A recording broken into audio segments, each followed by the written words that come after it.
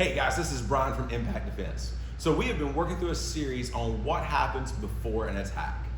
So if you guys remember, we were working through an acronym, SIVA: selection, isolation, verbal contact, and approach. And these things all happen before an attack. Last time we were talking about selection, and we talked about ways to avoid being selected, how people selected their victims, and how not to be selected by the victims. If you haven't seen that video, go back and watch that one. On that, because that's the first part of this whole series. Today we're talking about isolation. A lot of isolation falls into two categories. First off is the common sense stuff, and secondly is when people are trying to isolate you even in public. In that type of situation, we fall back to some of our other things that we've done, like making sure that we can maintain distance from somebody that we do not know. See, what happens sometimes is you might be in a parking lot or something, somebody selects you, and then they try to isolate you near your car when there's not other people around. Even though you're still in a public place, you can still be isolated.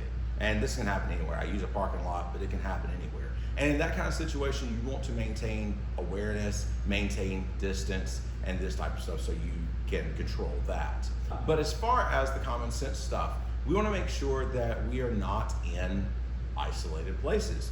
If you can stay away from places that are just more dangerous, it's going to keep you a lot safer. When you're going somewhere, you're walking somewhere, whatever, it's always best to walk with a person or a group, because it's always harder to control two people or more than it is to control one. So someone is a lot less likely to select you if you're with a group. You want to avoid being in an isolated situation or isolated area with someone you do not completely trust. You don't want to end up in any kind of environment with someone that you do not completely trust. And then also, it's just a saying that I've always heard growing up: if you can avoid being with stupid people in stupid places doing stupid things, you're probably going to be safe.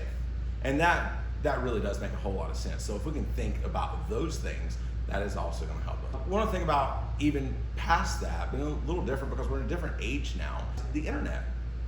Don't be in places on the internet with people you don't really know in real life, okay?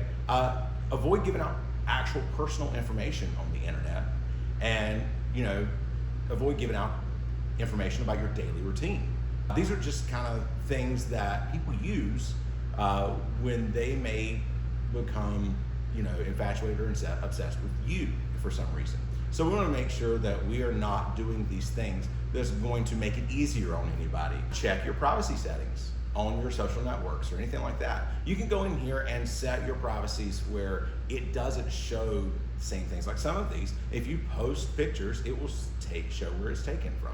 So we don't want that kind of stuff to go out there, because we just don't want to make it easy on people. You also want to report any suspicious criminal activity that you see.